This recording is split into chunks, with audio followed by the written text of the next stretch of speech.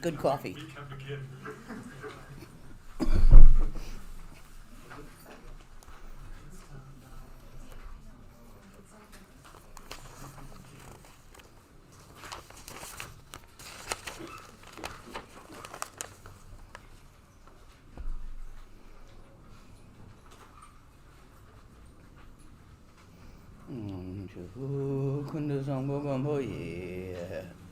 Dorje sempa Garab Dorje dang.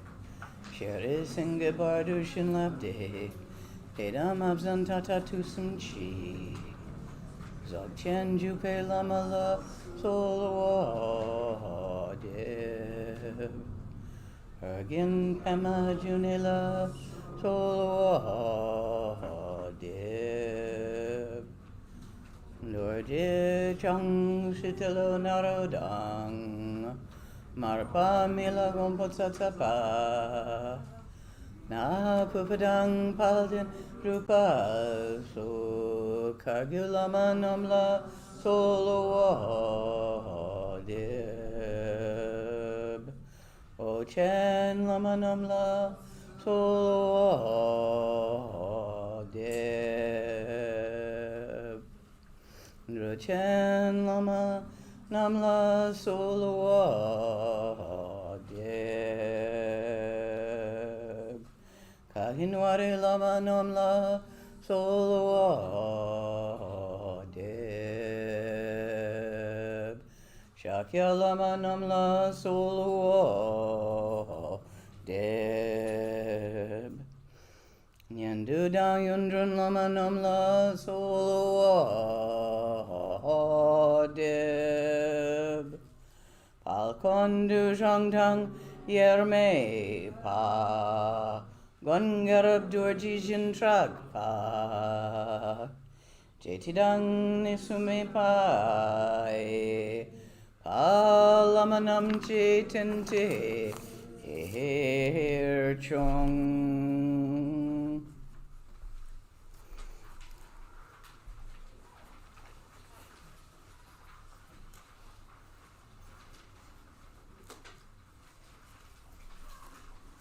To let your mind rest in its natural state, completely without any fabrication, without making anything out of it.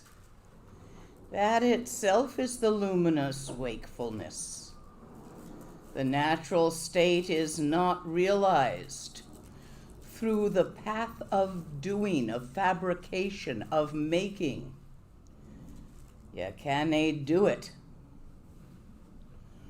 So remember the middle way. Without projecting, making anything be anything, without concentrating, without following your thoughts, so you don't hold your mind tight in what is rather inappropriately called for this practice, one-pointed concentration. And that's not the translation of Shine. Shine is resting in stillness. Can you hear the difference? One-pointed focus versus resting in stillness. So Shine, the first part of Mahamudra, a goes without saying in Dzogchen, is the resting in stillness which occurs when you shut up, when you're not thinking. The stillness also occurs when you are thinking. However, as soon as you join two little nam together, little thought particles together, it's like joining two syllables into a phrase. Ooh, now you have a thought chain. And you will find it hard to notice the inherent stillness while involved in a thought chain, while following thoughts. There's difference between thinking, resting, having thoughts arise and vanish naturally, and linking them all together into a thought chain. How many of you have heard the word Namtok? So, common word used in Tibetan translates as discursive thought. What's the difference between a discursive thought and a non-discursive thought?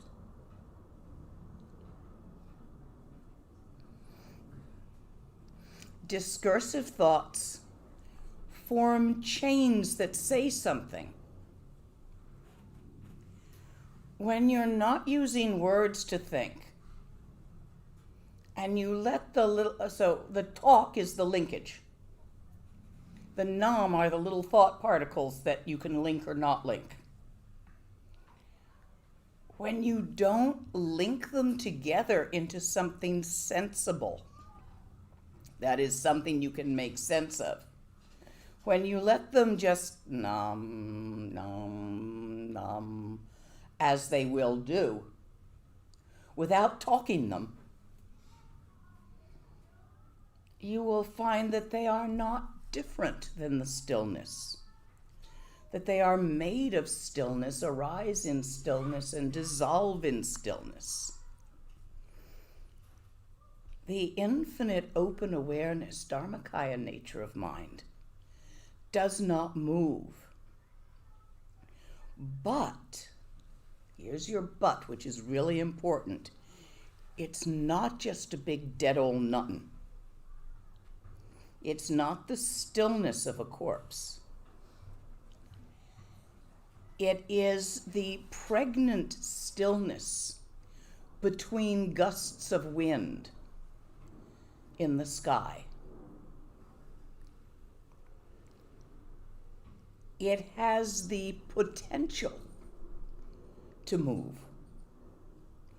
It has the awakeness, which we call luminosity or lucidity. It has the ability to think and to make sensible thoughts. Namtoks. It has the ability not to think, not to bother with making namtoks.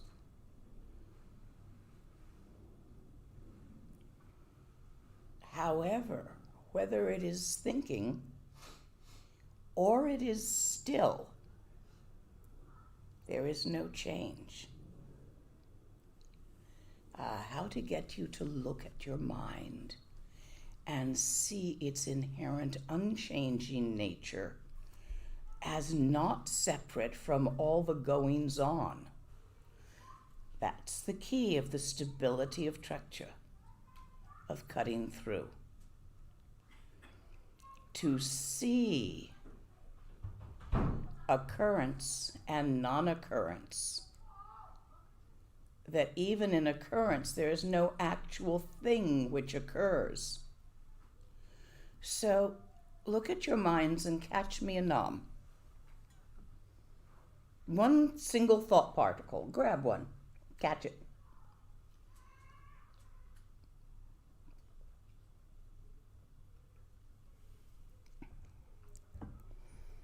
Any success there? Slippery little buggers, aren't they? They lack duration. They don't last long enough for you to catch them. Sorry, but when you said that, I thought bread. You thought what? Bread, piece of bread. You say, Uh-huh.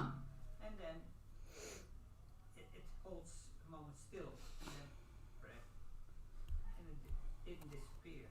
So You got it into a word. You laid a word on it. No, I want it before it's a word.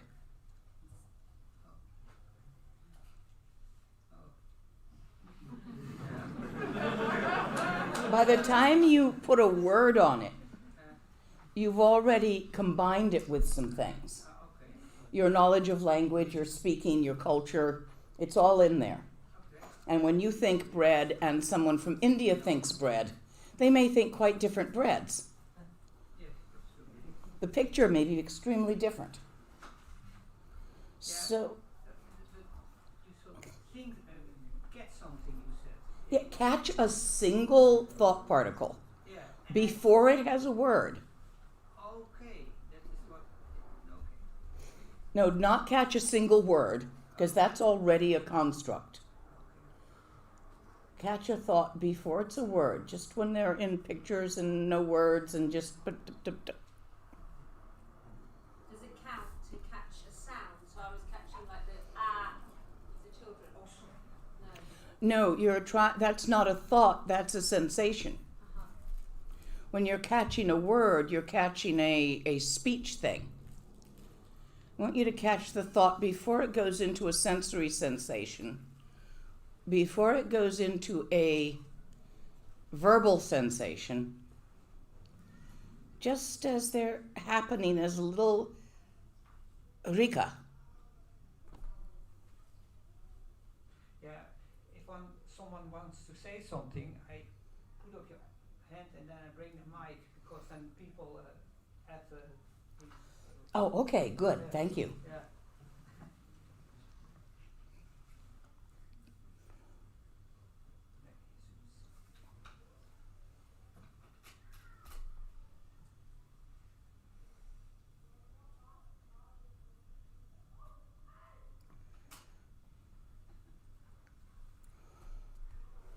In the moment after pith,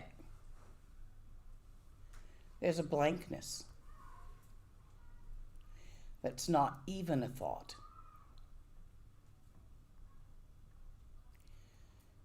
If you slow your thinking, slow enough to look between the thought bits,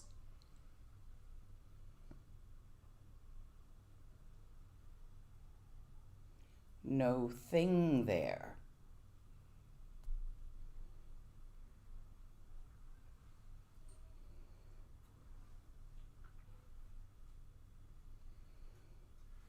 This hetewa, blankness, not dead old nothing, but not something either. Without reference points, totally open and naked awareness, wakefulness transcending mind, dualistic mind, here and there, this and that. A completely full of potential, wide open blankness. Look at your mind with your mind. Mind looking. This openness transcends the extremes of being, not being, coming, going, arising, ceasing, existence, non-existence. As Saraha says, where all ises and isn'ts aren't, which is a favorite line of mine.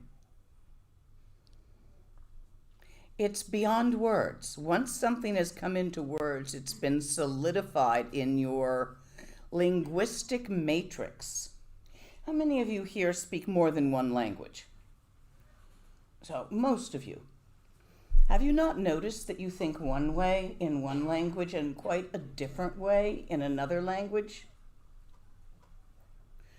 So, when you think bread and when you think roti, which is the word for bread in another language, or pain, du pain, in French. What else can I pick as a language? Panini. Panini. White. Do you see how you think something different each time? This is because they are complex thoughts, linguistic matrix. The thing is, once you have battened it, constricted it into a linguistic matrix, it's not the totality. It's limited by that language that you've chosen to think in this moment. Because if you thought in a different language, you'd think something quite different. feel would be different. Is there a thought without the word? Is there a For thought me, without yes. the word? Yes. I have noticed, yes, I can think in pictures. Can you? Okay. Can you think in pictures without words? Yeah, but those are But sensations. it's an image. of Yes, something. those are images. Can you think in musical notes without words or images?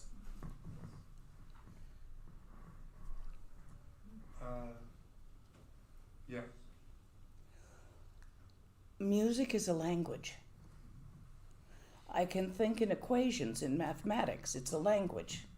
It's just another language. Imagery is another language. When you step beyond all languages, But whether it's an image or a word in a language or in music or mathematics, other languages, it's still a concept that we use for a particular thought. yes, but these are all linked thoughts in language. It is possible to notice unlinked thoughts.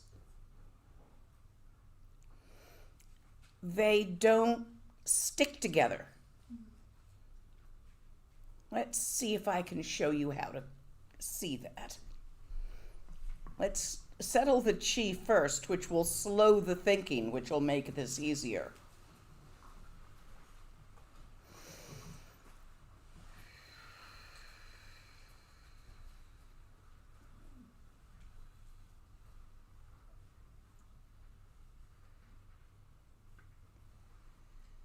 At the end of the out breath, resting before the next in breath, not holding your breath, but just relaxing there and then breathing in again, breathing out and relaxing there and breathing in again. There's a little period where there is still movement, almost a sparkle to it, but they have not linked together into anything.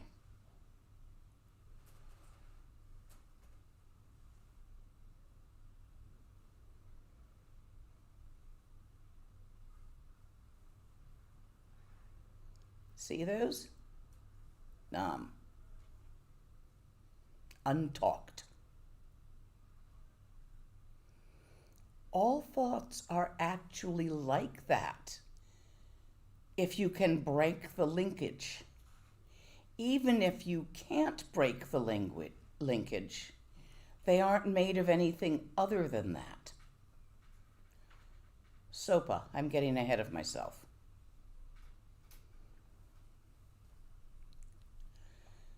The significance of this key point is Dharmakaya, unconstructed primordial purity. You cannot recognize it through structured, mind-made concepts. If you can take a moment not to engage with those, it becomes extremely obvious.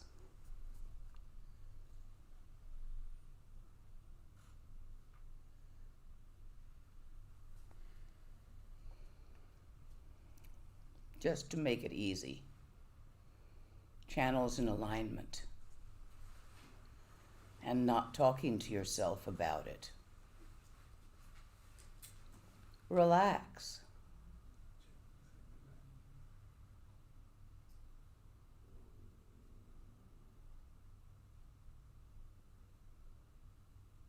Don't try to grab the next moment, waiting for something to happen. Don't try to remember the previous moment with its pattern of occurrence. Right now.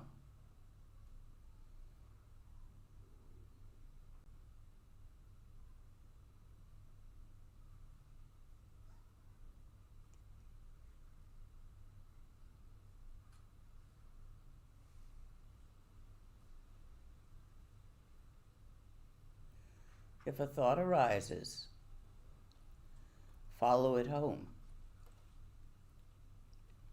Open your attention into the where of the thoughts occurring, which is everywhere and nowhere. There's no there to that there where.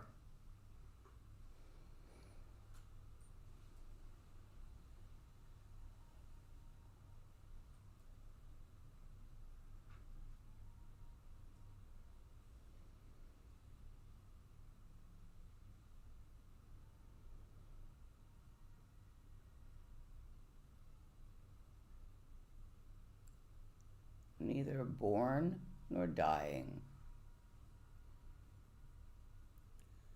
Not only in this now, but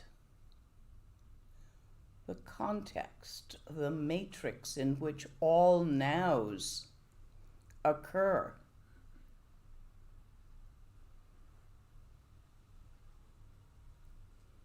Infinitely vast. Awake and aware.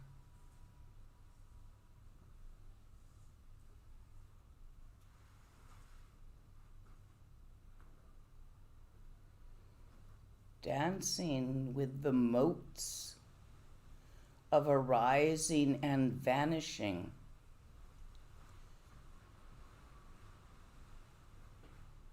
No thing.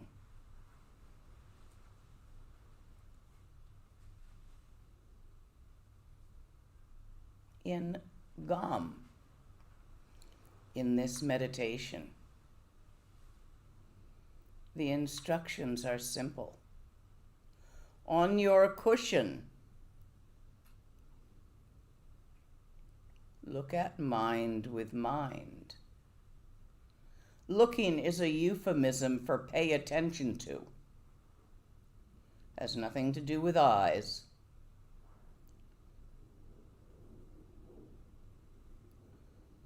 Let your attention settle into your mind itself, so that attention pays attention to that which holds attention, to that which pays attention.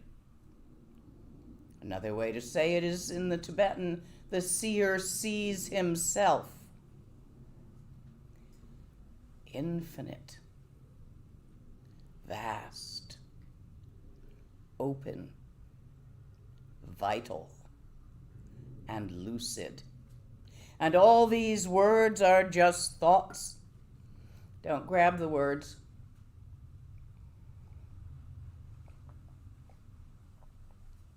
Look for yourself and see what they're pointing at.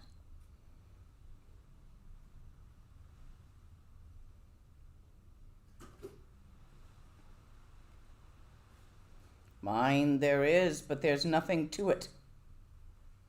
No yellow or blue, no square or triangle, no up or down, no here or there, no now or then. And yet, the continuous, vital, lively dance of here and there, of now and then, of this and that, arises in mind and dissolves in mind, without a single bit of it having duration.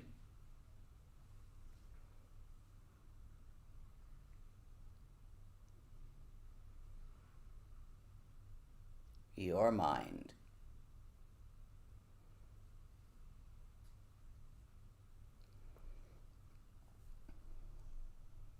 Dharmakaya is a word which points to the infinite, vast, open, empty, no thingness of this. Sambhogakaya is a word that points to the infinite vitality of this, its lucidity, not its thoughts, its ability to think, not its feelings, its ability to feel, not its perceptions, its ability to perceive. Samboga points at that lucidity, ability to think.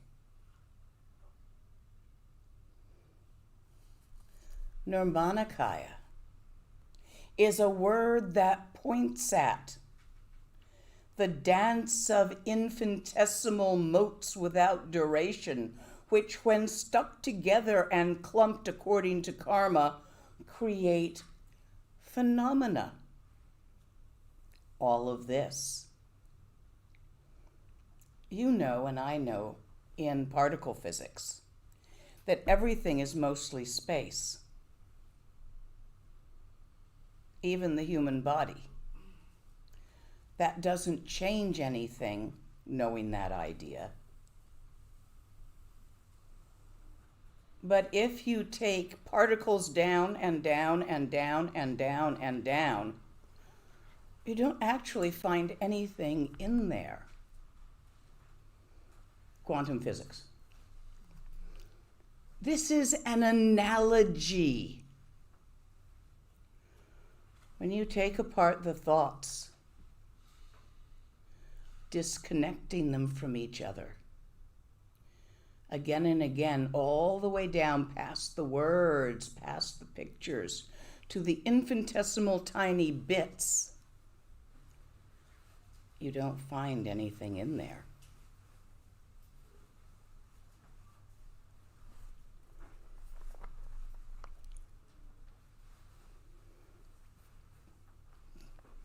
Dharmakaya awareness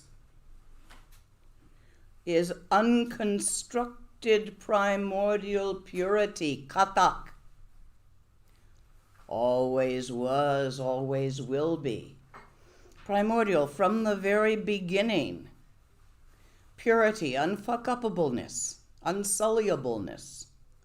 Tibetan word katak, which is also the white scarves that are offered at the end of a teaching.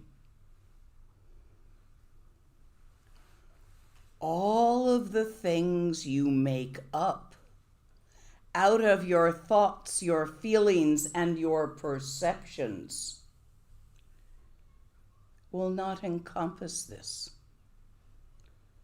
Therefore, it is unthinkable, unfeelable, not perceivable. You are it.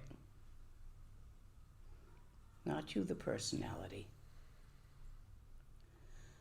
Just as you can't turn around and look into your own eyes or stick your elbow in your ear, so you cannot with words or thoughts define Dharmakaya nature of mind. But the method within the teaching is to first hear it and understand it, then to feel it emotionally just a little bit, then to perceive it sensorily, and then to let go of all that.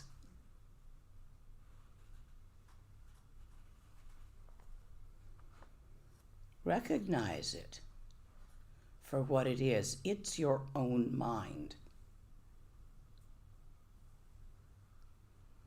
Recognize it, notice it, and return to it again and again.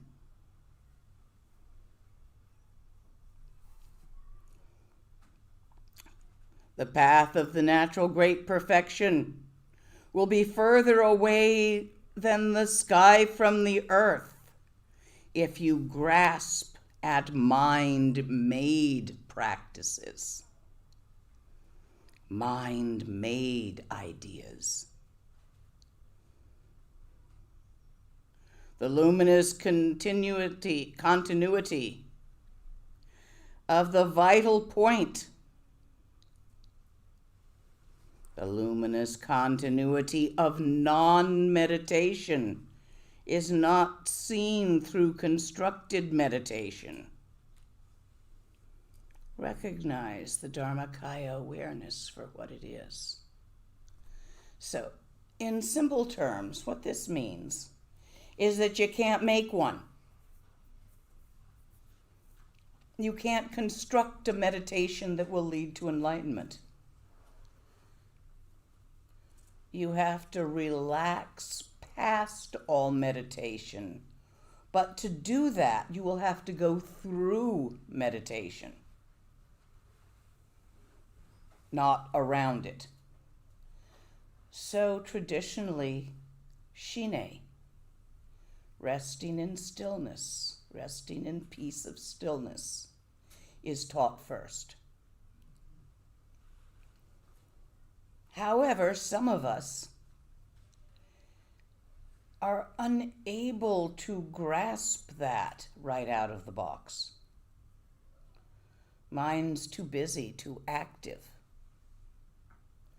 So in Dzogchen, we're taught to look directly through that activity while it's being active and simply shift our attention to the ground in which the activity occurs. The space of this room in which this teaching and this interaction occurs is an analogy. Infinite open awareness is the ground in which meditation and non-meditation occurs. The instructions are completely simple. Find where your thoughts occur, not what they say.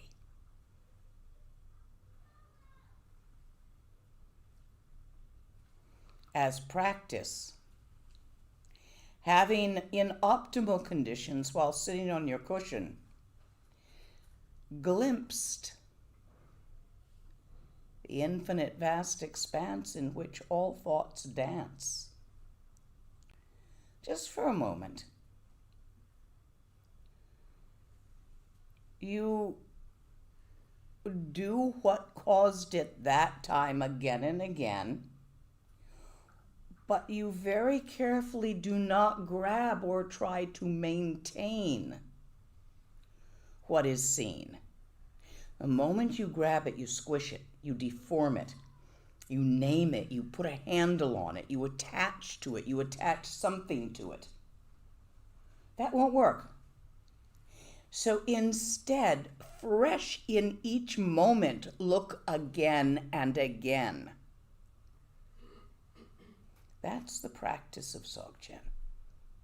Not to look and try to keep staring at it. To look and let go. Relax into that. Relax, not stare. And that's important, the relaxation aspect of it. If you acquire a realization, pop it. Because if you got it, it had a beginning moment in time. That means it will have an ending moment in time. All things with beginnings have ends. As such, you can't trust it. It's likely to vanish at a most inopportune moment, and there you are without what you were counting on. So instead of that, let go. Don't try to keep it. Free it. It's always there next time you look. Like the sky does not require your hanging onto it for it to always be there when you look.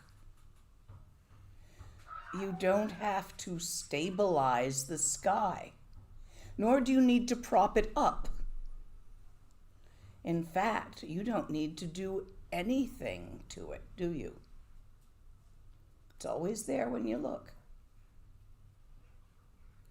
In the same way, the sky-like nature of mind does not come and go. Only your attention dances about from this to that. What was the question that I said I wanted to reserve from this morning? Yeah. Is a glimpse or glance at the nature of mind some sort of experience, although not visible, perceived, or thought? So what is the nature of this noticing the nature of mind? It is an experience that comes and goes. But as you notice it frequently, you become certain of it, so that all the other things that come and go no longer fool you, because you're sure. The traditional analogy, as if I were to take you camping on an island that some people said had tigers. But other people said, no, that was 100 years ago. There's no more tigers left.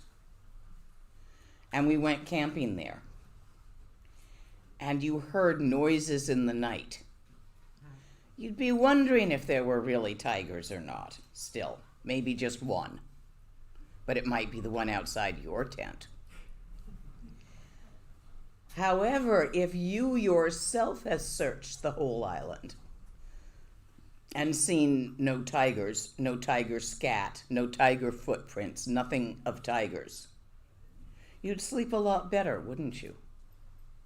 This is the Tibetan analogy.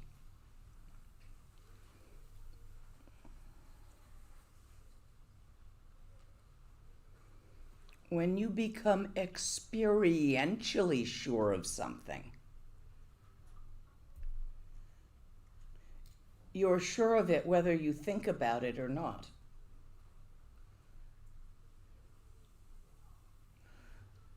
It's a very powerful, strong kind of certainty that remains always there, so that all of the thoughts that get you in trouble, the self-limiting thoughts, the I'm not good enough thoughts, the, oh, I must be perfect, everyone should look up to me thoughts, all of that weird stuff that gets you in trouble, you know what I'm talking about. It doesn't look real to you anymore. It's just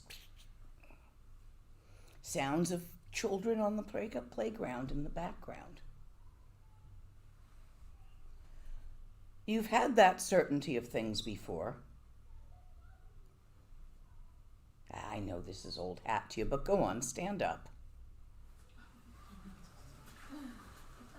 There's a few newbies. Walk around. Just move your bodies. Stretch.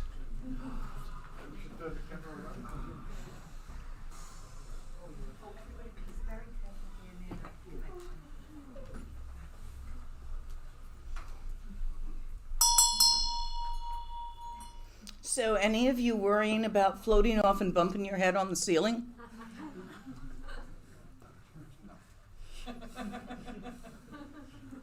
You've had it before. It's really basic. You're sure of gravity, right? Without even thinking of gravity, you're sure. Even if I tell you that there is danger of drifting off and bumping your head on the ceiling, it's not going to cause you to worry about that. How'd you get that sure? You sat in your high chair and you picked up things and you held them out and you let go. Mamas, isn't that what they do? And it always goes down. And sometimes they throw themselves off things. And then they go down. After a while, they come to the conclusion that there's no escaping down. Go ahead and sit down again.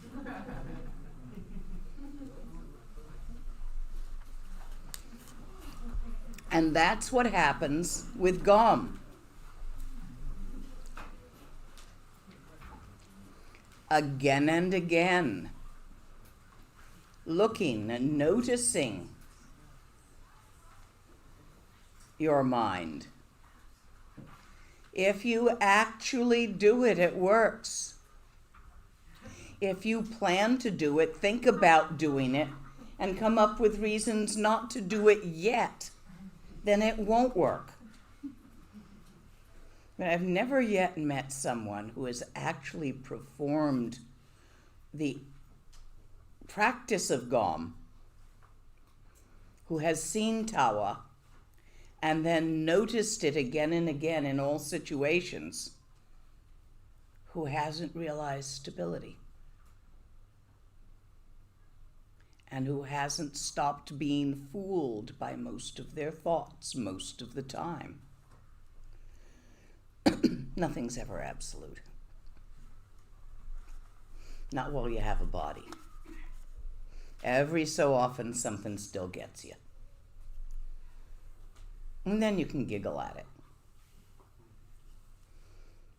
But you will notice less and less gets you, and less that gets you or involves you, embroils you, that you get entangled with, is the same old patterns that you've been entangled with forever.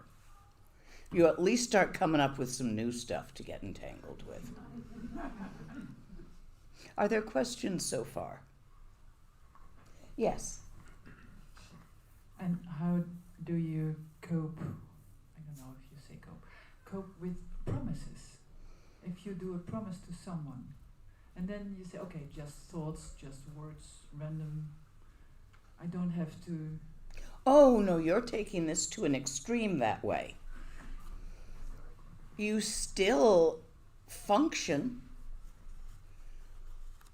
Let's say you promised to a child that on Saturday you would take them to a special park.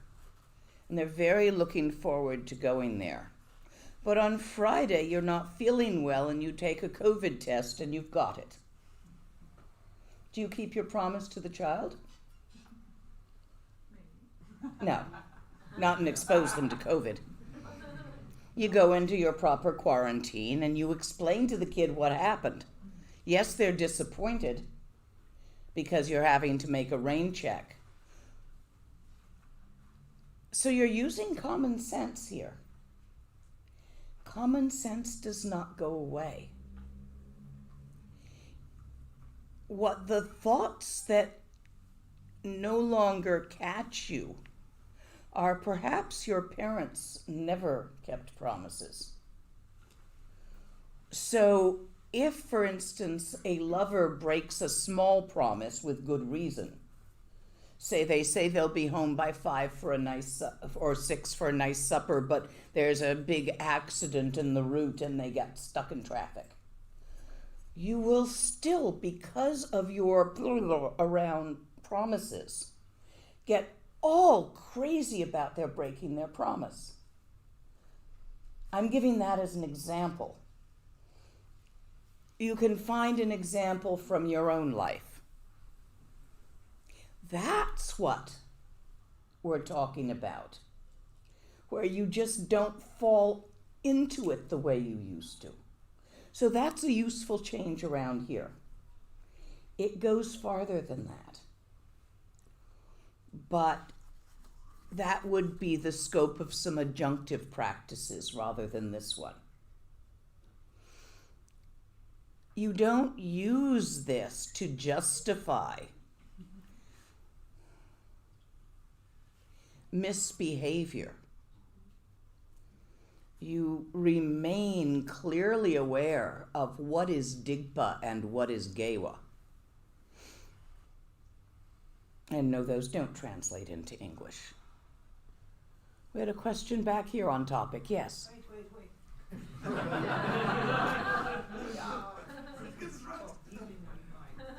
Should I wait? Were you finished? Okay. In one of your previous YouTube teachings, you used an analogy of a cake in the oven and being poked by the universe, and if you're still being poked and react to it, then you have to go back to the oven and keep baking. So I was wondering if you could explain a little bit more what you mean by being poked by the universe, because thoughts, emotions, and perceptions, they don't go away, but they become transparent. So does it mean that when something poked you and you don't react, so you still remain in this equilibrium state where you're just... Equilibrium is not dead. Equilibrium is balance, but it's not immobility. You still feel. When I say poked by the universe, sometimes as you're practicing, you get to points where it appears that your karma has accelerated. That's how it feels to you. That's not necessarily what's really going on. But as you are noticing things in different ways, it feels as if Murphy's Law is after you. Shit is happening rather fast. That's what I meant by being poked. It is a sensation that many practitioners have at many times in their practice. If you fall off when you're poked, let's say you lose your job and your car breaks down. Losing your job, you're fine, you feel equanimous. But when your car breaks down on top of that, it's just too much. And you start freaking out and screaming at everybody and and creating some digpa around you. That's a sign that you should go back in the oven. Keep baking it. Did that make sense? Yes, thank you.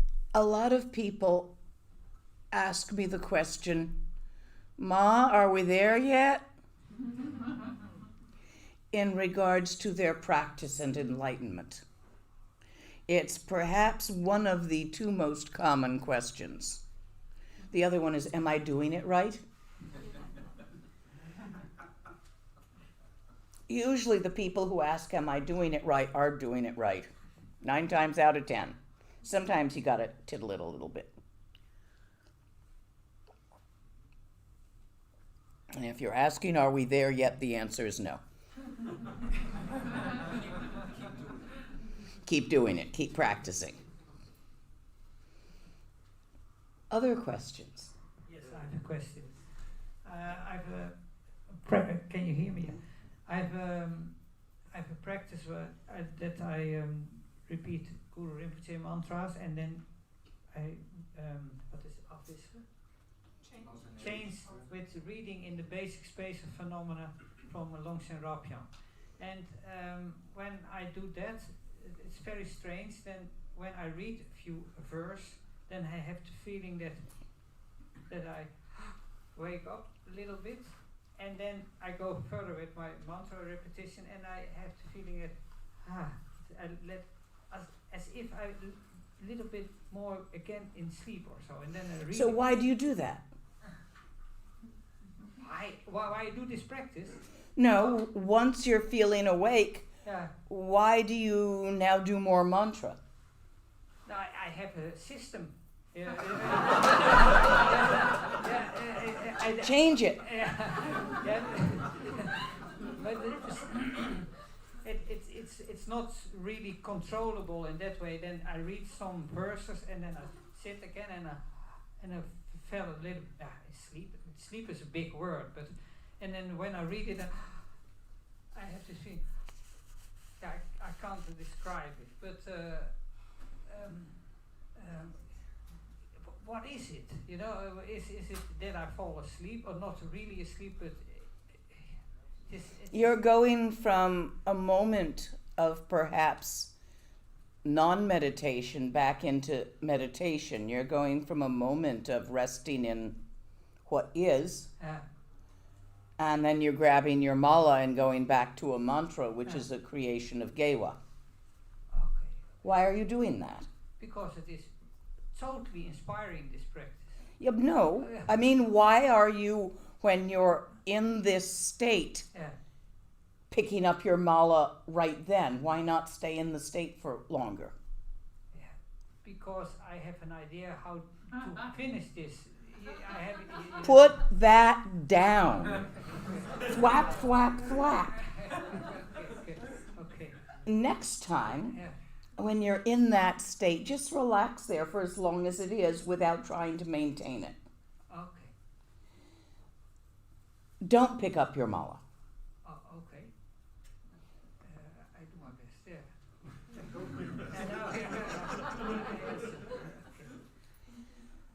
Just sit there. Don't even meditate. Okay. Just sit in that state, that awake state, Yeah. without naming it, labeling it, turning it into anything, grasping it, shoving it away by grabbing your mala. Just leave it be. See what happens. Tell me about it tomorrow. Okay. I do that. Who else has a question for me?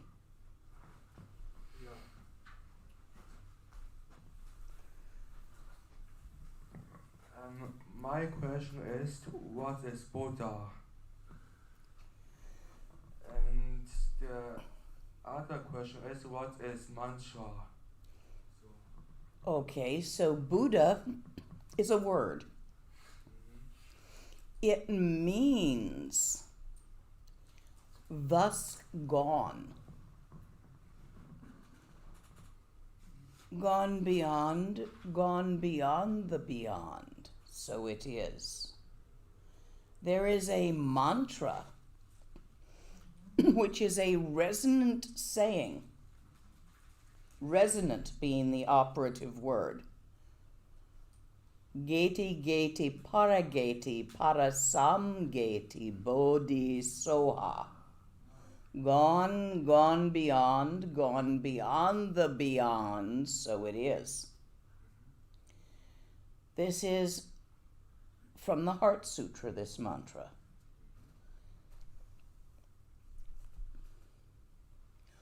Mantra is a series of words that you use to imprint by repetition.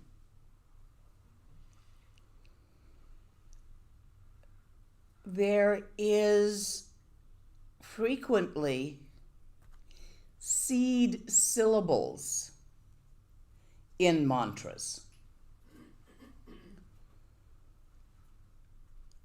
Seed syllables are certain syllables of resonance which do certain things, like peh, which I taught you earlier. That's a seed syllable. So is hong, hong. So is ah.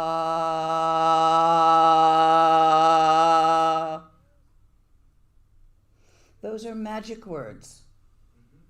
Mantras are magic phrases. When we use the term magic, we refer to a science of which in modern times less is understood than was in old times. We've gotten much better at science of matter, but we have forgotten a certain amount of science of mind. So Buddha is one who has gone beyond. What has the Buddha gone beyond? Small-mindedness, closed-mindedness, grasping and aversion, duality.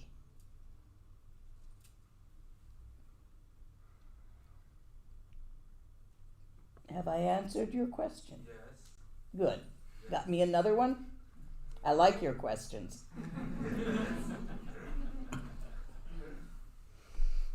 Who else has one for me?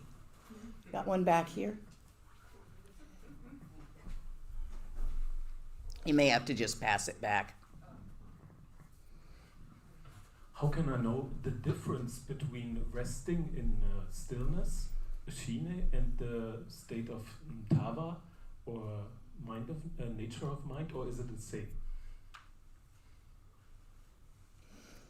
No, it is not quite the same. Shine resting in stillness. Your attention is completely on stillness, in stillness, as stillness. You can't really walk and talk while you're doing it. Whereas tawa, you can walk and talk while noticing it.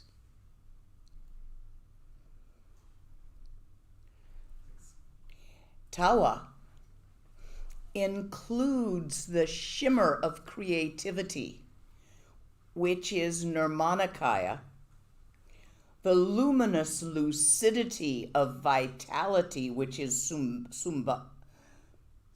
Sambhogakaya, Longku. I'm translating from the Tibetan, as I think. And the infinite openness of Dharmakaya as the context for the other two. That's tawa.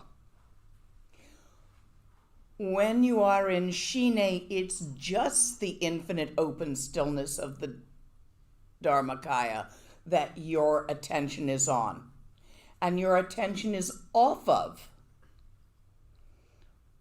the dance of phenomena.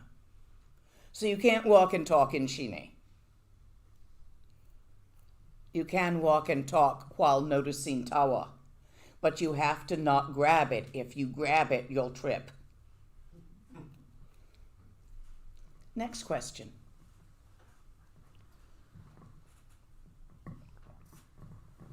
Maybe if I got it, I can go first. So, when mind is opening up, it seems I'm doing two different things when I'm doing some doing. One is I'm learning how to relax into it, like you say, sliding like into a bath. The other one is more illuminating the different corners of mind. And I find both of them to be useful in different ways, where sometimes when the openness still isn't limitless, then shining the light of awareness in different directions seems to liberate thoughts that I didn't notice before, or just give more openness. But of course it's a doing again, and it's not a relaxing. Is it useful to keep alternating, or should I completely drop the view? Eventually those two are going to become one thing. Right. Until that happens, yes, alternate. But not with a, I must alternate. No. Allow them both to occur as separates until they occur as the same thing. Yeah, sure. Thank you. Without insisting they absolutely alternate. Okay? Don't try to put too much structure on that. You're doing good. We're not there yet. You're doing it right. Yes, coming back to the question the gentleman walking around with a mic brought up, you were talking about the state of wakefulness after reading Longchenpa and then repeating the mantra. Sometimes when I experience a state of wakeful openness, then if after a while the wakefulness kind of begin to diminish or get a little foggy, then I find it useful to do some mantra repetition and then come back to the wakefulness after a while. It can be very short, just a 1 minute mantra repetition. You are attached to it, aren't you? You want it to stay a certain way. Yes, yeah. Hit it with pet. Don't go for the mantra, break it. Okay. Smash it. Okay. You like it too much. You're right. Completely different situation that you two are in, even though you're using the same tools. Yes. Right. Do you understand what I'm saying? Yes, exactly, yeah. Yeah, it's clear, yeah. It's really all our lives plural, from beginningless time, we have grabbed what we wanted and fled from what we didn't want. Saber-toothed tiger, I'm running the other way. Food. Even the bugs do that. You take a slide with a single-cell organism on it, put on a drop of alcohol, which is poison to single-cell organisms. It moves away from it. Put a little glucose on the slide, which is food for such animals. It moves towards it. This is a habit that you have had from beginningless time and that you will have to break. Because it is that very pursuit and flight of desire and aversion which holds duality open. And duality is the original oops. We don't have original sin like the Catholics do. We have original oops.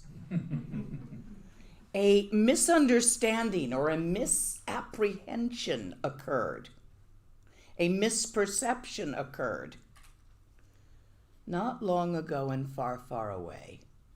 But it actually occurs again and again in each moment that you misperceive that. What is that misperception? We perceive ourselves to be one thing and our environment to be a different thing. And so we're always trying to either adjust our environment to match ourselves or adjust ourselves to match our environment. We're poking at stuff constantly, trying to fix it due to not realizing that there is just a pattern that thinks it's us, and that it is no way detached or separate from everything else. We can't notice our own true nature completely for as long as we're poking at stuff and trying to fix it. And yet, the path that goes to the point where desire and aversion can be released requires you to intentionally walk along it. Or at least to think you do, even though really it was an accident. I don't think any of that went in. So what you're saying then, that I, in a certain sense, I'm too attached or too much like the state of wakefulness, and so that when it starts to diminish, then rather than going back to the mantra, I should rather break it with a peh, the state with a peh, or the diminishing. Not when it starts to diminish. Uh-huh. Why wait so long? No, even when it's there, yeah, right. Pop it, look Yeah. behind it. Yeah. Okay. You see, states Yes. come and go. Yes. You'll never get one to come and stay forever. No. So it's rather pointless to achieve a state. The freedom is where the wakefulness and the sludge are both recognized as simply aspects of the same thing. Just as thought and no thought come together, since there is no thing such as thought, and no thought is out of which thought arises, and you cannot separate the two. So in the same way, as long as you are not satisfied with what is as it is and need to correct something, continue doing practices to correct it, but don't take them seriously. Do you follow the subtleness there? Yeah, yeah. Don't stop and shove away the clarity that you may at times experience. Don't try to make it go away. Try to pop it and see the real one behind it that doesn't come and go. Don't grab it and try to maintain it. Very subtle middle way. I think you understand what I mean. The way your channels are moving, it looks like you do. Yeah. Thank you. Other questions?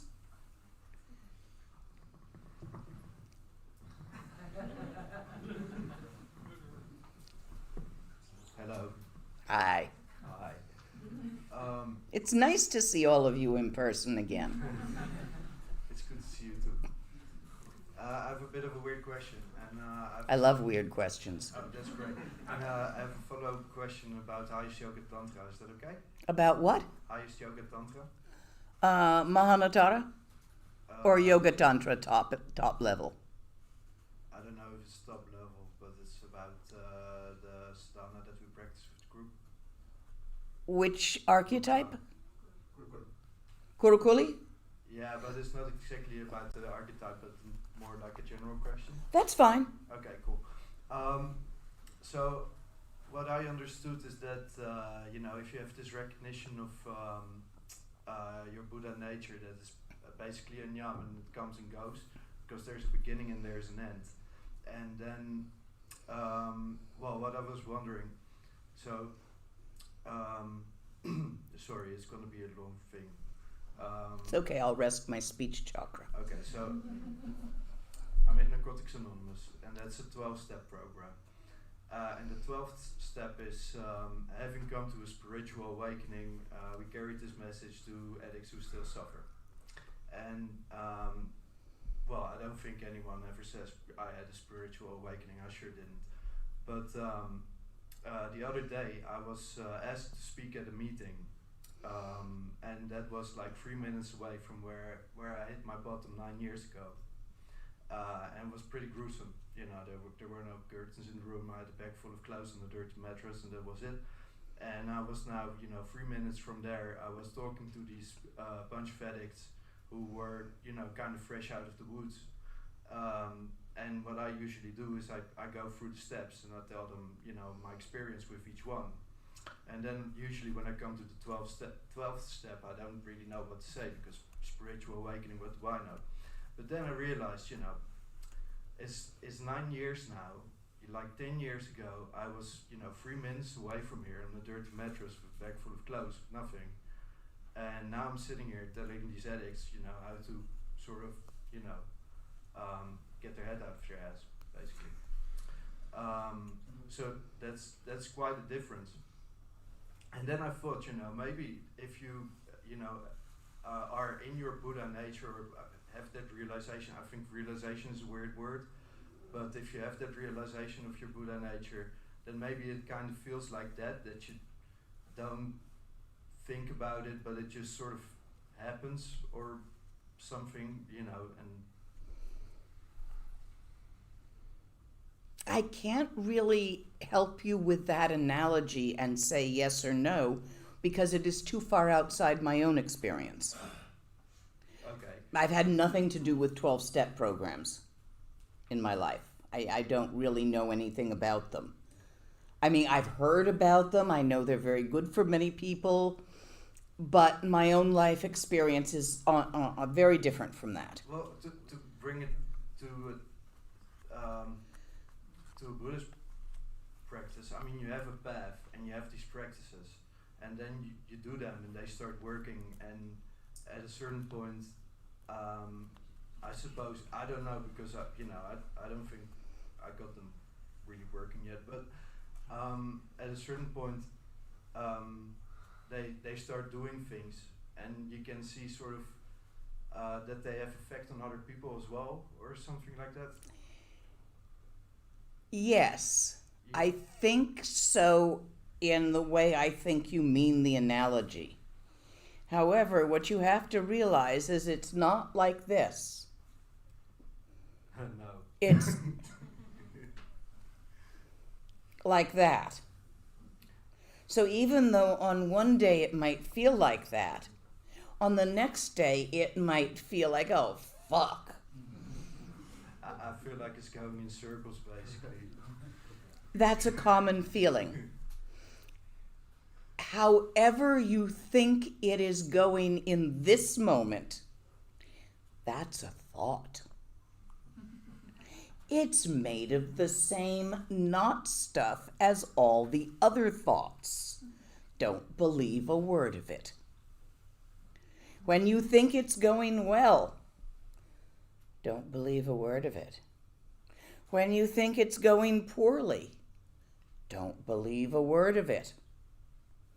Those are thoughts. Make sense? Yeah, absolutely. Well, that's kind of the point. Like, you know, if you're sort of in it, you can't really see it, or, you know, I don't know. No, you can't describe it Right. in thoughts. Yeah, it's sort of happening. Don't trust those little fuckers. They'll fool you every time. Well, I don't think the follow-up question is going to make any sense. Well, why don't we pass the mic on to someone else and we'll come back to you if you get a way to make it sensible. Sure.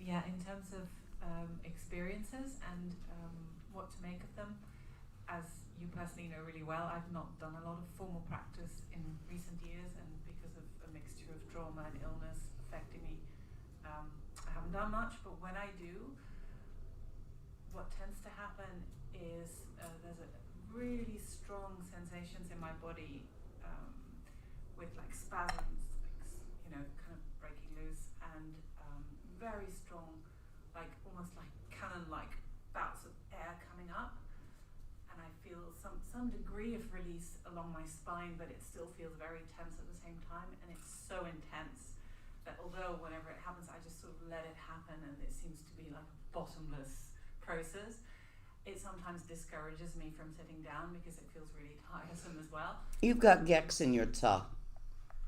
And what is that, sorry? And this is going to be common with people when they begin practicing at some point, and it's going to be stronger with some people and weaker with other people, that they will get this twitchy effect. Yeah, you've had it a lot. Other people have less of it. It depends on where in their channels the cricks are. Because as you start to move chi through those bits where the karmic cricks are, sometimes you have an intense emotion. Other times you have a physical. Other times, depending on where the crick is that you're suddenly trying to open up and get the chi to move through.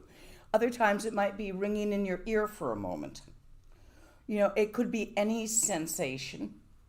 It could be suddenly a memory that you don't know if it's real or not.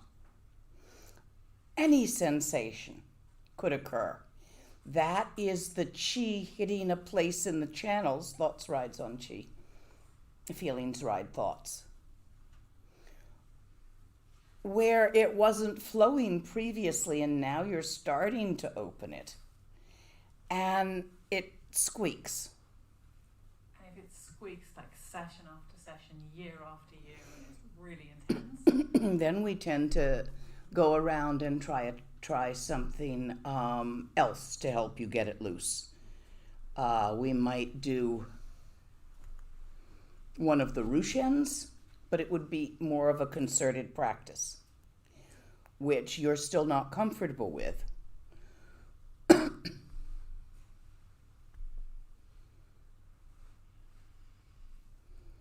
do feel drawn to doing, even if occasionally, like a sadhana of green Tara or Vajrayogini, is that okay to just keep doing that and see what that does for me? Or Yes. Yeah.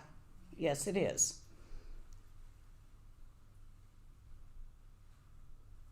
It might be possible if you go to the Bon, they might have a way of actually drawing some of that stuff out. Or in like a shamanic ritual Yeah. of some sort. Yes. Otherwise, you're in touch with Onalaya more than I am at the moment. But the guys over there do a stone breaking thing. But you got to be over there for it. You got to come. You'd need to have it in person, or it wouldn't be strong enough for you, which breaks patterns. So one day someone talked about an ayahuasca session, and that sort of touched a nerve in me, but I'm extremely careful with it. I've never used drugs or anything because I feel I'm not the sort of person to do that, because I can go anywhere without that. It could be I might be concerned if you used ayahuasca here in Denmark, or here in Holland. If you wanted to go down to South America and go up the river to where it's at home, you'd probably get someone a lot more knowledgeable about the workings. I like my power plants when they're at home, in their context. I think they just work better in their context. You could try Rolfing. If you can stand it. I've heard the name, but I'm not familiar with it. It's a form of massage that you need someone good, and it's quite painful. But they do squish stuff out of your channels for you. You guys appear to be familiar with it. I see some nodding going on. Okay, we can talk about it afterwards then. Yeah, I think you need a method, but I don't think the more traditional sadhana-based methods are the right ones for you at this time. Almost like I think you've got an allergy to those. Mindful breathing, maybe? Might. 9 breaths. You familiar with that? Might help, but I don't think so. I think we need to go outside the Tibetan system for releasing this. So let's look at Rolfing and Hatha Yoga. But I think you're going to need to find a method outside the Tibetan system, at least for this stuff. Other questions? Thank you. Got somebody in the back? That's me again. I just cut myself that you were talking about this up and downs, and it reminded me about the story that I'm telling myself, and it's actually been bothering me for quite a while, and I've been bothering my friends with it. So there's a group struggle going on, and it's that during my practice I tripped over many different things, like experiencing that there is no doer, it's just experiencing itself, and all the experiences of one taste, and this waterfall effect, and rings on the water became calmer, so it's just like still ups and downs, but it's floating. So I've caught myself just waiting for an end, like it's a carrot in the end of rainbow body of this final out without being new in. So I have this fear that this won't be a carrot, and this hope of a carrot that keeps me, I'm breaking my mind here. So this You're is believing in your thoughts. I know. You think I don't have crazy thoughts? I have lots of weird thoughts. And probably crazier than those. About practice. I think it's just my curiosity about what's out there, or what will happen. But you can't think about it. I mean, you can't get anywhere near it in thought. They're too limited. You know that. So why bother if you know it won't work? I mean, unless you're having fun playing with the concepts, in which case you know you're just... And so what? Enjoy. But, what I see you doing is things get into, the feeling of one taste and all of that. You're grabbing. We all do it. Let go. Don't shove. Let go.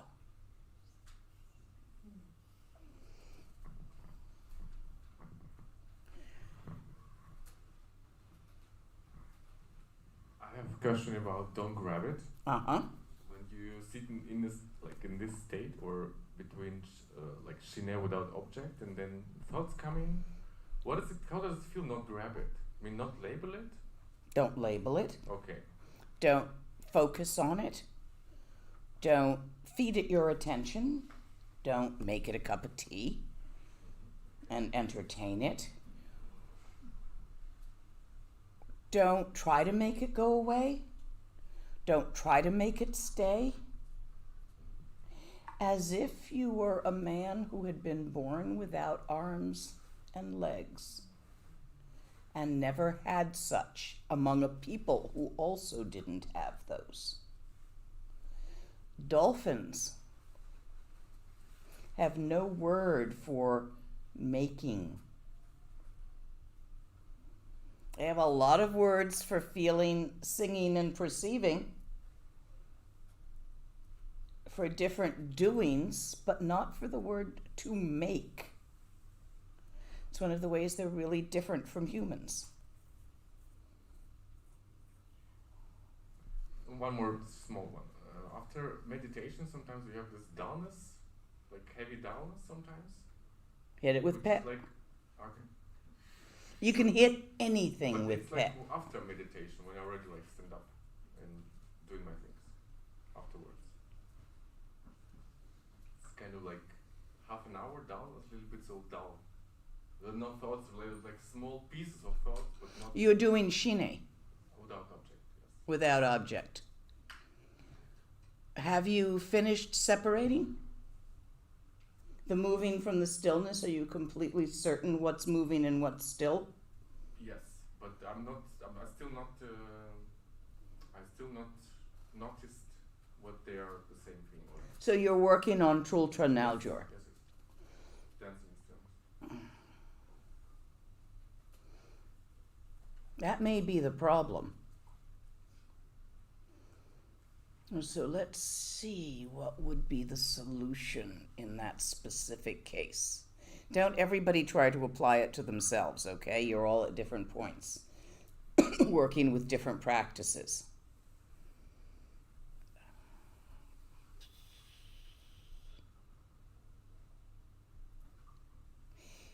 While you're on the cushion, in your shine,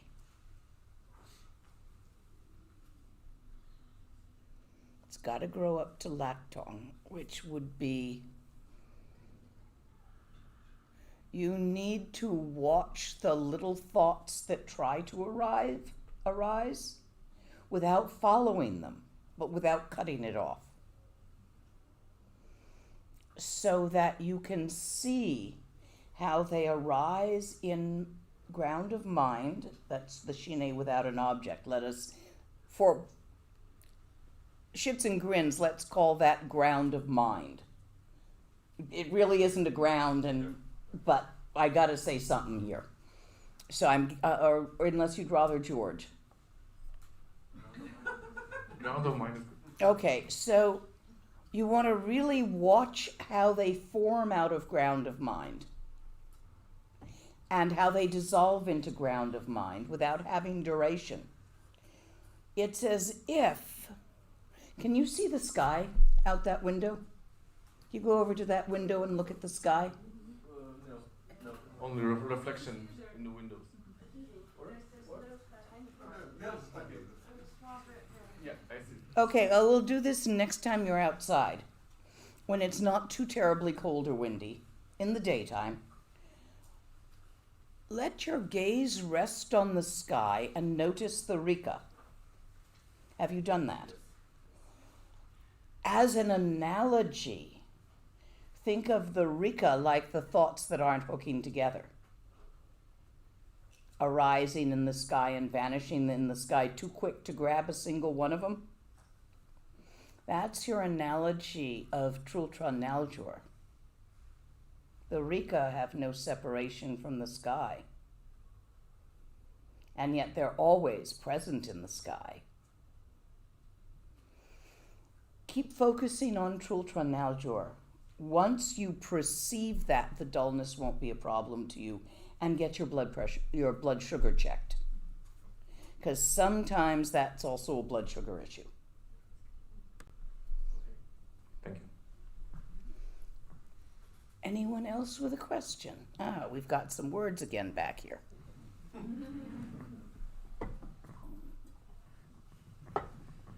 Yeah, without trying to think too much about it, about the creation stage.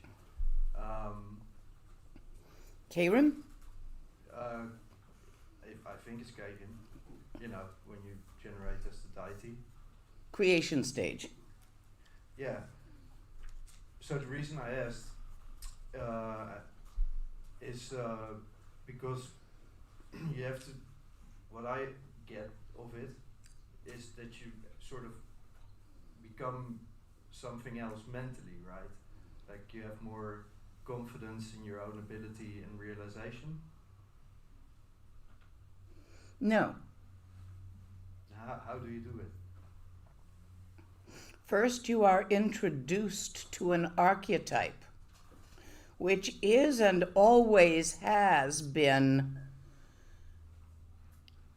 simply an archetype of mind. No deities, no such thing. Buddhists don't have gods. Archetypes. You are introduced by someone of lineage to a specific archetype. For example, Chenrezig, archetype of Bodhisattva, or Opame, Amitabha, another archetype of the brightness of vitality, which is Bodhisattva. You are introduced to the archetype.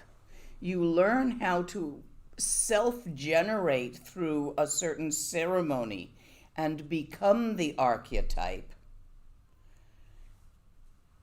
And as such, what this is the archetype of begins to be emphasized in your personality. All archetypes are archetypes of enlightenment, but they also have a specific flavor, such as the competence of green Tara, the open-hearted great-heartedness of Chenrezig, the vitality of Amitabha. Does this help you to understand? Yeah, sort of. Not deities. Mistranslation. No, archetypes. I understand that. But the switch that you make from, when you're doing the sadhana, from, being Luke to being an, immeasurable being with a sort of, I don't know how to express it. Mm-hmm.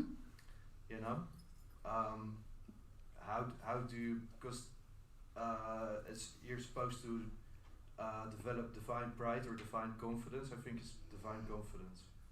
It's not what you think it is. No, that was kind of clear. It's not the same kind of confidence that you would have, say, in your driving skill, or if you didn't get a lot of tickets, or in your golf game if you are a golf expert. It's not the kind of pride you feel when you win something.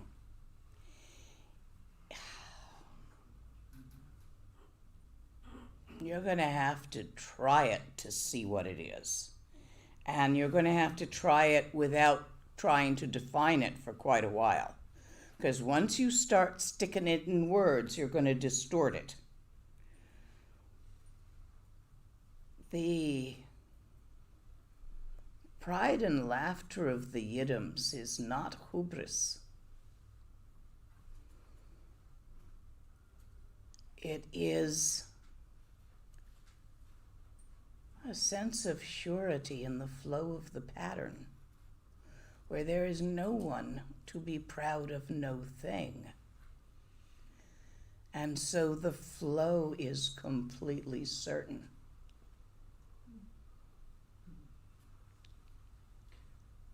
Yeah,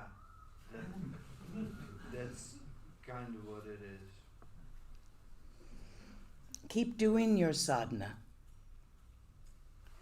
Yeah. Keep doing the self-initiation part, where you feel the 5 Dhyani Buddhas come from the 5 directions and touch the top of your head with the bumpa, and the archetype comes into you and you are in that shape. Do that, and then later go make yourself a cup of tea in that shape in a completely ordinary way, with the mandalas surrounding you as the outer aspects, such as the kitchen. Try that. Feel that. Keep it ordinary, but keep it extraordinary at the same time. Yeah, that's the spaced out thing about it, isn't it? Because the ordinary is kind of out of the ordinary. Yep. Yeah, okay, thanks. Other questions here? I have a question from the stream. Yes, please.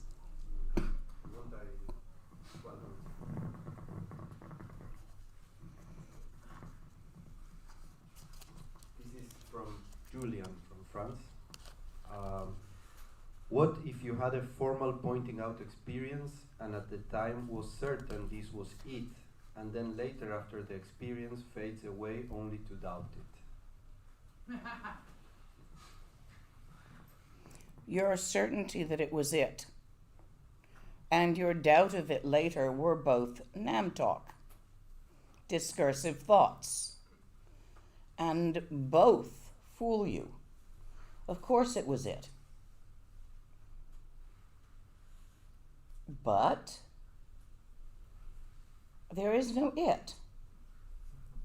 So the more you keep trying to clutch at ises and isn'ts, remember all ises and isn'ts aren't? It is it isn't it, the more you're going to distort your experience. So let go of both concepts, whether it was it or was not it, and do your practice.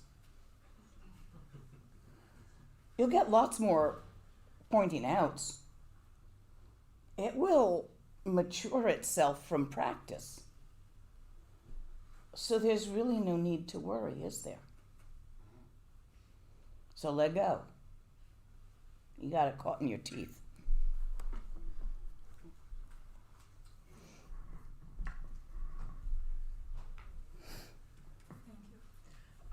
I have a question about thoughts. I have quite a monkey mind, and when I try to observe... Me too. Like what we did today, I managed to see like sort of tension, like it's relaxed mind, nothing, and then it comes that tension, and then it can disappear. That's what I can see. Is that sort of tension those namtoks that you talked about? No, that's not. No. Though namtoks often turn out in words, and they're like sentences and phrases. For me that goes, but then I'm lost. Then I cannot follow it. Or I can see that beginning and then I'm still focused, or it's completely, I'm gone in a Okay, I would suggest you do a certain Rushen.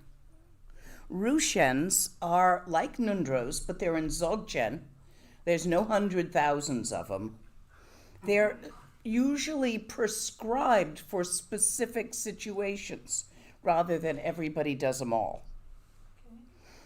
I would suggest you do the inner mind Rushen. Inner mind Rushen. Okay. Now, I'll be taking people through that online at some point this winter. So you just go out to the website and sign up. Okay. If there's no sign-up sheet for it, contact Jan and tell her that I said you needed to sign up. Now, Jan's been a little busy lately, but we'll get... I think that would help you. I can give you a small piece of it to try tonight. Yeah, sure. Sit with your channels in alignment, and then with your attention, which you can move and control, look in your hair. See if that's where your thoughts are happening. Think hair, the word hair, and see if the word hair is occurring in your mind in your hair. Okay? Okay. I know it sounds silly, but you do the process. Scalp, all the different parts of the brain that you know the names of. Left hemisphere, right hemisphere, pineal gland, blah, blah, blah, blah. Yeah. You can even look up a few names if you don't have enough. Check your ears, eyes, nose, mouth, tongue. Check down here. Check your shoulders. Anyway, work your way down all through your body, trying to see where your thoughts, which are about working your way through your body in different places in your body, are occurring. It's a method of looking for your mind. Oh, now when you're talking, I feel my ears, so there is like physical sensation, but the thought, that's very difficult to identify. It is. Yeah. So try the whole process tonight while sitting with your back in alignment, or tomorrow morning. You want to put at least 10-15 minutes into this, maybe even 20. Yeah.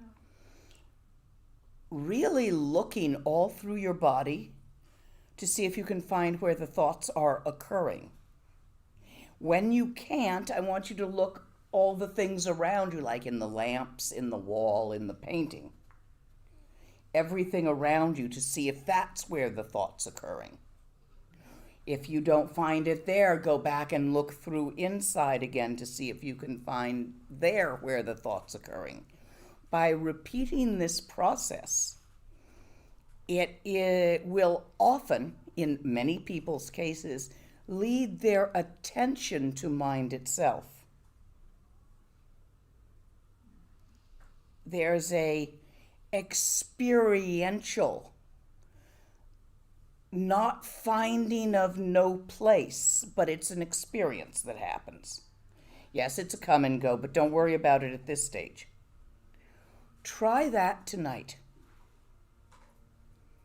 And then we'll go on from there in the morning. Okay? Yes. Thank you. I want to go a little bit more in the text.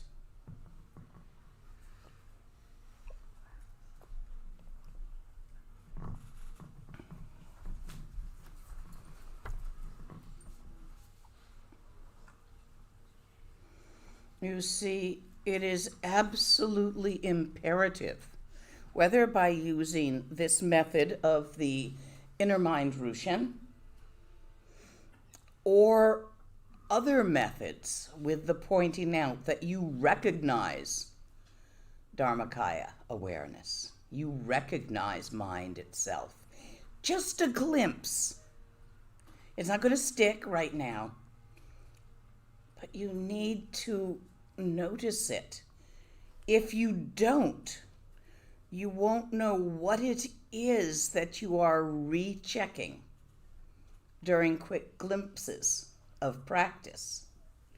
So this is why to recognize your own nature is the first vital point. Go find your mind. And sometimes by looking for it in the body and in the visual objects around you, as you take your attention and you go here, here, here, here, here, here, here, here, here, here, here, here, here, here, here, here, all over the place, at some point your attention exhausts itself from this pointedness.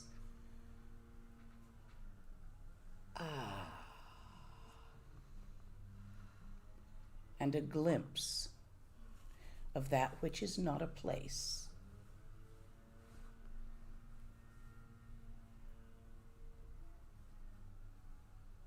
occurs. That's why it's worth trying for any of you who are having difficulty glimpsing it. That Rushen. I usually spend a couple of days taking people through it, 2 or 3 days. Nice and slow working together when we're doing that Rushen. Because it's useful.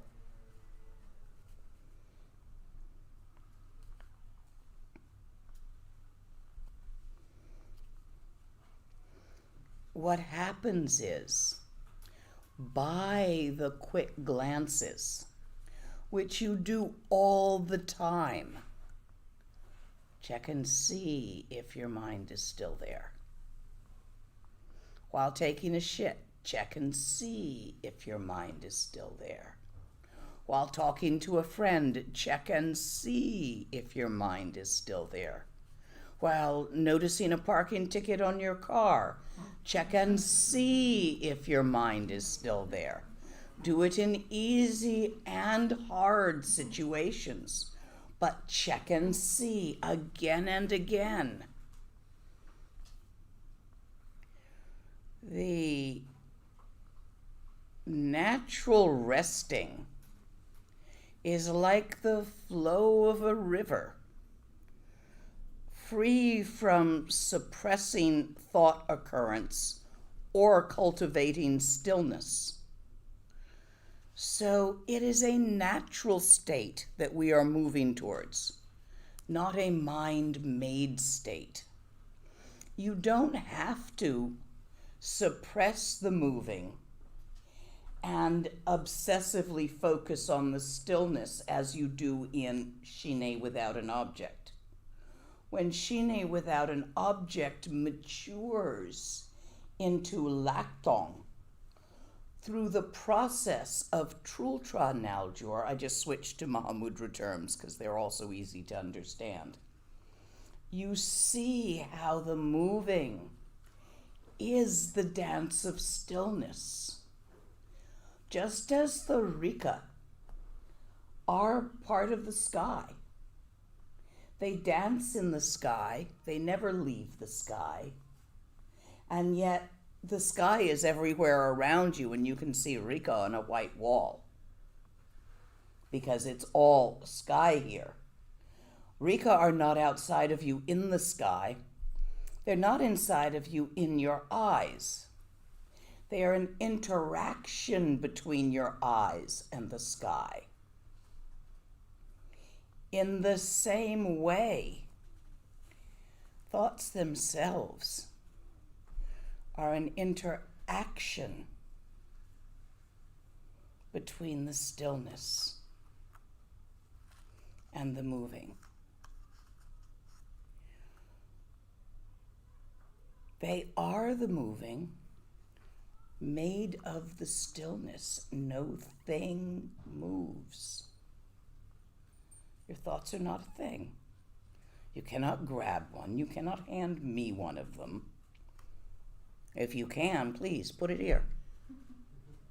You cannot keep one. You can repeat one. You can bring it up again and again and again and again by repeating the word or the thought. But that's not the same as keeping a single one. That's making many, many new ones on a single topic.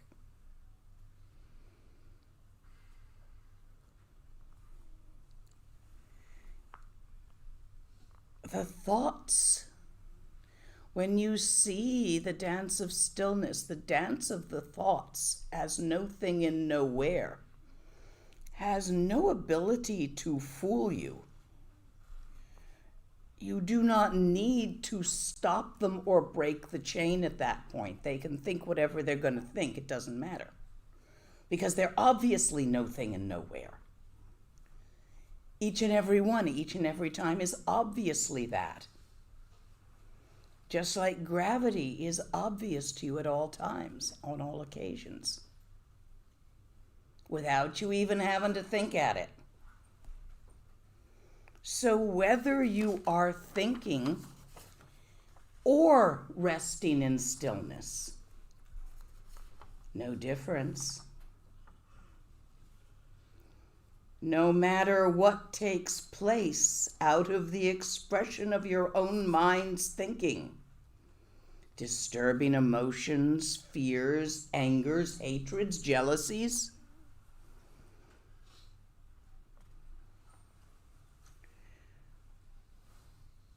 joy or sorrow,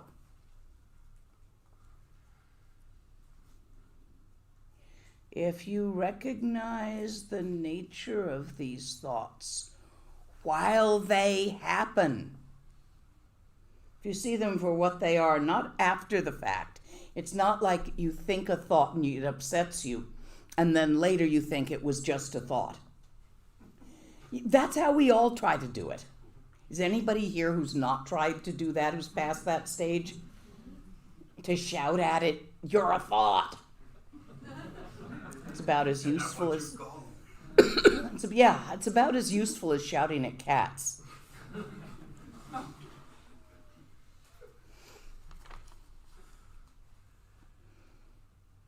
Emotions are about thoughts. They're entangled with thoughts. The way you experience your world, you have a physical sensation, and then you call it something. You name it. You give it a name like pain or pleasure, itch, warmth, cold. Having named it, that's a thought. With a name on it, now you're thinking about it, you're going to tell a story to yourself. I am cold because of the wind. Happened today. Told myself a story, believed it. Called you to come pick me up. It's too windy, I'm cold. Story. You still will perceive stories and have feelings, but they won't twist you. They flow through. When they're done, they're done. Once I was warm again, I was warm again. This is true for all of you, not just me. What were you feeling yesterday at 4 p.m.? See? It's gone now.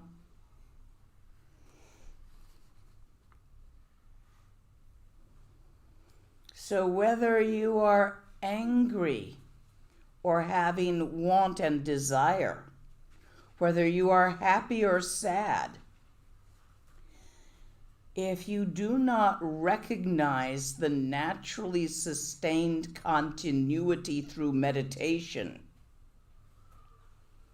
through practice of GOM, but slip into the ordinary grabbing and shoving, you will be tied to samsara by concretizing your thoughts.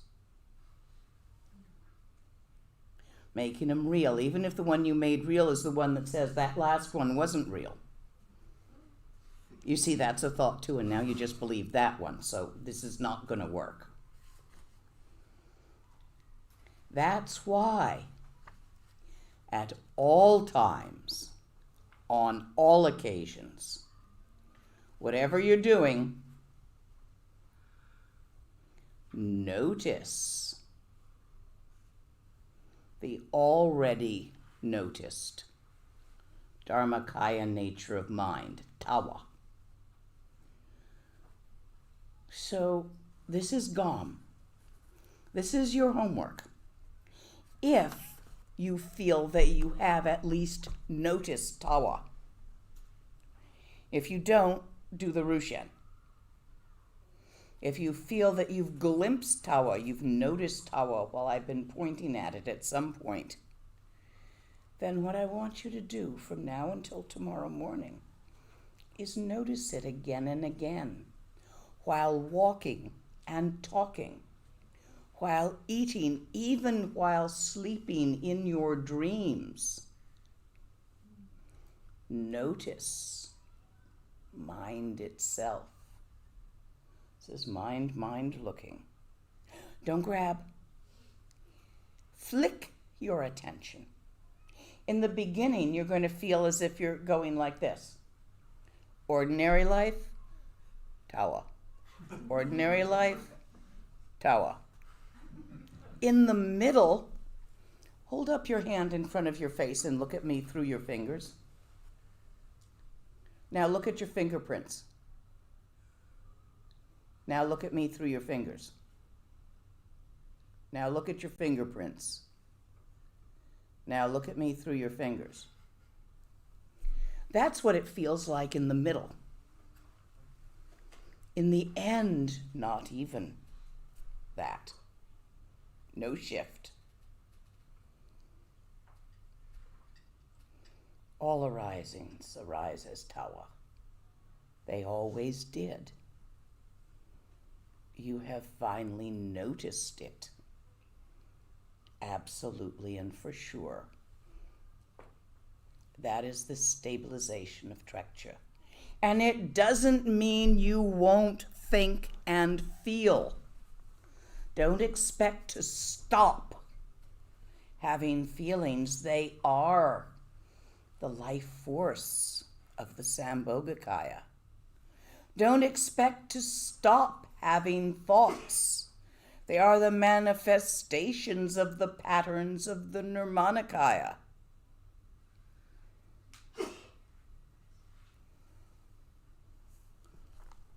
Don't shove.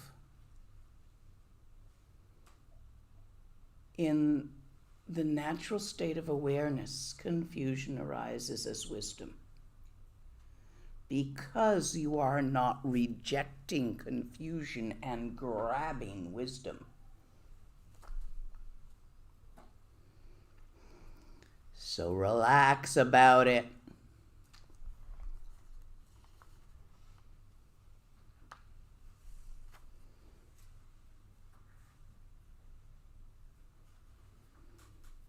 Here they say, acknowledge the already recognized Dharmakaya nature of mind. Notice, acknowledge, glance at. Garab Dorje's words, while walking and talking, while eating and sleeping, while getting up and sitting down.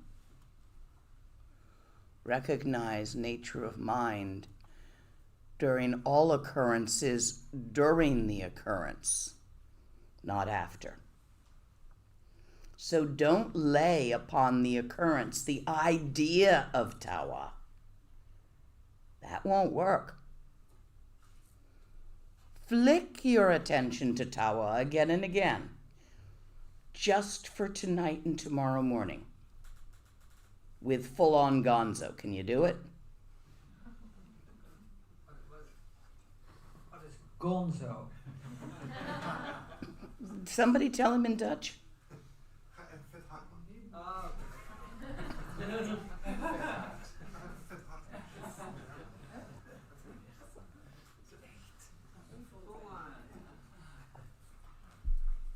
Are there any questions you need to allow yourself to do the practice of tonight, which is either the Rushan seeking tawa or Gam returning to tawa? Even if you've done it, let's do it together and see if we can make it synergize. We're all linked. There's a samaya relationship created by this. We can synergize with each other in this practice. Any last questions? Not so much intellectual, but to be able to do the practice? And I think I will let those of you with young children get back to your babysitters. Ye wandi nyur duda che chi sala go parshu. And before I chase you all out here, wanted to talk about synergy just for a moment. When people practice together, especially when each one puts in what they are best at, they can synergize and move much faster on the path. So some of you are right now at a place in life where you're raising your family, you've got your career doing nicely, you're in a nice, safe, Holland's a pretty safe place in this world. You're in a nice, safe place and you've got a good life established. But you don't have a lot of time for practice. This happens. And it's not likely to change for some years, especially if you're raising a family. I got a deal for you. We've got some yogis in caves, in shacks, around the Nei, the PowerPoint of Dzogpachenpo, where everything is 10 times as strong as far as practice goes. I'll bring you all out there one year, or invite you all to come visit me there one year. Not this year, when we're really sure we're done with COVID. Some of them are really quite old, and I'm not sure of their immune systems. So I don't want to risk exposing them to travelers this year. But if you would like to merge your practice with one of them, you can both get the benefit. So what you do is you buy them food. You do this by sending them money to buy food because it's cheaper there than shipping it. Even though if you ever do visit, do bring them some good Dutch cheese. But you make a relationship with an individual. We don't take any portion of the money. It's not an organization here. We just introduce you to an individual, a single practitioner. You want an old person, young person, male person, female person, you can call it. Don't care, that's fine. And about $25 a month, usually sent once every 6 months to minimize the fees and the effort, and also they like to make longer than 1 month retreats. They don't want to come down to town every month. Some of them. So if you are interested in doing this, it's a bit of a commitment. Talk to your families tonight, your spouse who may not be here. That's why I'm bringing it up today. And we have people over there. No, wherever. I have 2 notebooks full of. Okay, we have 2 notebooks full of people to choose from. If you're sure you want to do it, you can choose today. But otherwise, talk to your family about it. What's that every 6 months? About $150. Yeah, it's about $300, euros, whatever, a year. Dollars and euros do like this. Euros are currently bigger. I don't think dollars are going to get very big in future. But we'll see. We usually say in Canadian dollars, euros, or whatever, because cost of living shit. So if you're interested, be welcome to do that. She'll take your name, your address, because they like to send snail mail. They don't have email. And they like to send cards with little hearts drawn on them and funny things. So we'll take your email, your address, and we'll give you their address. We'll keep track if you lose it. We can help you. You email us. But it's pretty basic and easy. So questions go here to Karen, who's got the notebooks. And that can happen tonight and tomorrow. If you pick someone and take someone, you can ask me about questions about them, but she knows them pretty well too. So we can both answer you questions. Any questions on that topic? And the commitment is for a year or 2 years, or how For as long as you are comfortable doing so. Your commitment is to tell them 6 months in advance if you're going to have to stop.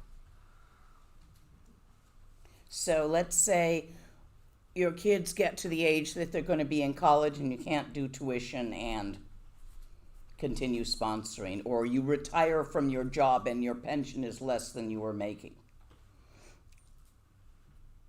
Plan it out and tell them with the last check you send, so that they have time to budget and do what they need to do.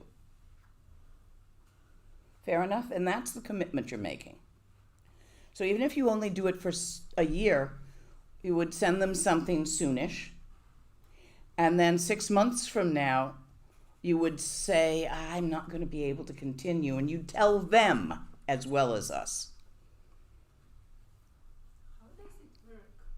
Sorry, I mean, someone will meditate for us. And Yes. But I mean, You're not as separate from the world as you think you are. of course, I mean, everything is interconnected. It's all interconnected. So you're making a strong connection with a person by feeding them. But it seems too easy, just to pay someone to meditate for me. Perfect. I don't need to do anything in my life. It's not that you don't need to do anything, it's that what you do will be accelerated, will be made easier. No, it doesn't work that you just pay them to meditate for you. That won't work. But because of the connection psychically between the two of you, you will find meditation easier with such a connection, especially if who you connect to is a strong meditator. And then it's going to depend what kind of practice you like to do. Are you Dzogchen? Are you mantra? And sometimes it's nice to merge with someone who's doing the same practice. Sometimes it's nice to find someone who's doing a different practice. Balance it. And you look through, there's pictures of them all, so you can sort of see faces, and there's a little story about them. So you can find someone that you can have a bit of an emotional connection with. That's the connection of samaya. Sometimes that translates as vow in some contexts, but it also translates as relationship through the etheric. Not like the relationship that's very mundane, but a more magical relationship. So that's how it works. And those people are like sort of monks or No. teachers, or they're just Yogis. Yogis in caves. These are my homies. Many of them quite old. Most of them women. Most of the women are nuns, because that's how you keep from having to marry some idiot in that culture. It's about the only way you can really say no. And even then, you sometimes have to enforce the no by running away and taking vows. There are familial expectations. So everyone's story is different. But mostly the practitioners are nuns. There's one or two yogis, like me, stripey Zen, not a nun. Long hair on top, usually big earrings. It's different set of stuff. But there's some monks too. Tsering became a monk recently. He was a yogi like this for most of his life, but then recently he got ordained. Have a think about it. Talk to your friends, family. She just got back from there, so she may know some of them too. Any other questions on this? Yes. Why it should cost, is it to support another practitioner with the money? Yes. You can also have a relationship with somebody and do practice together without money.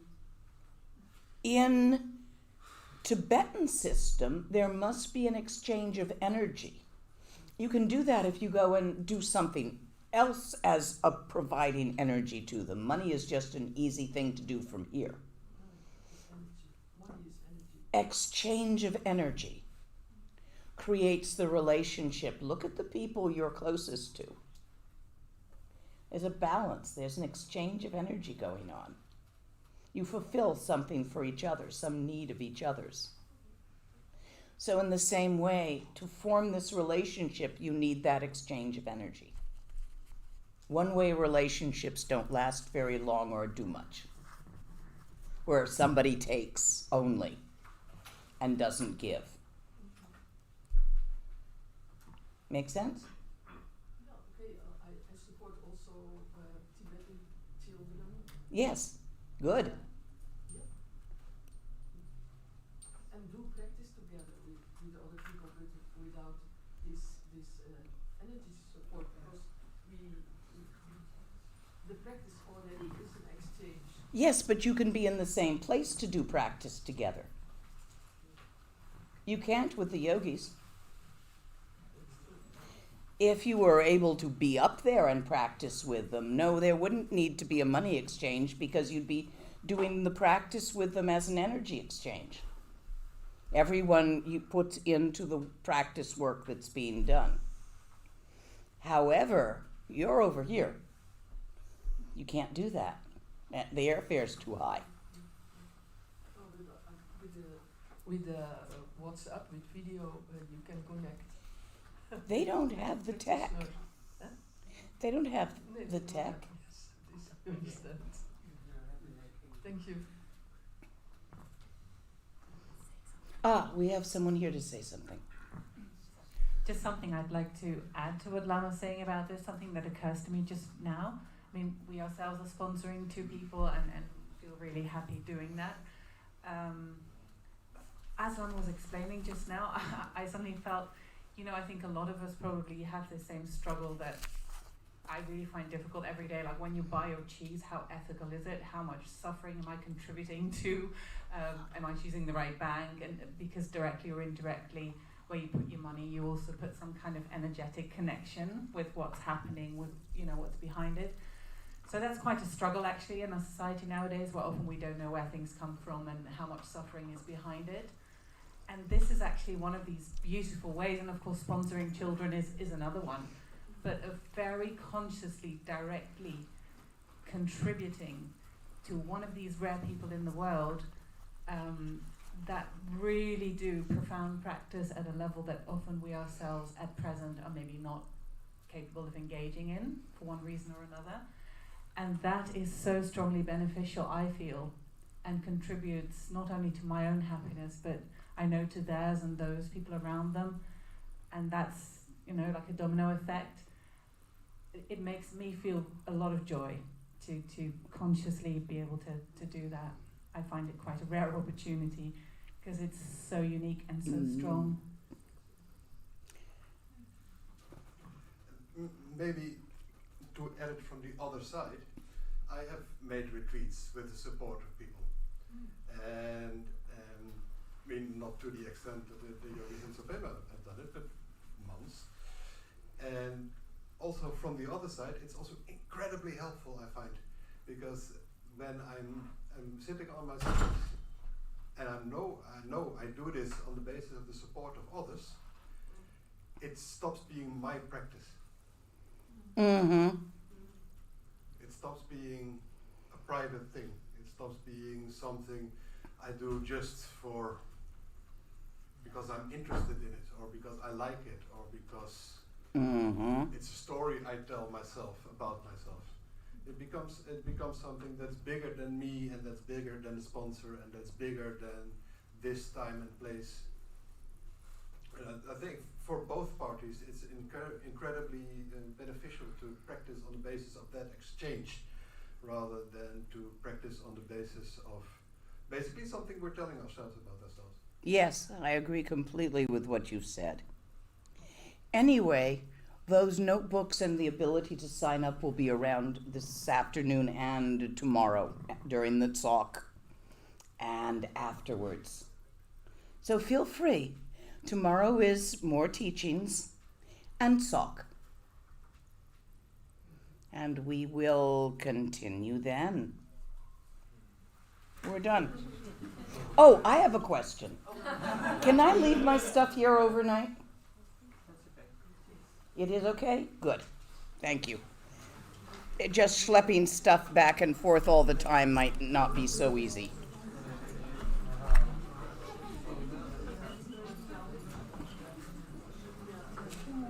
I'll see you all tomorrow.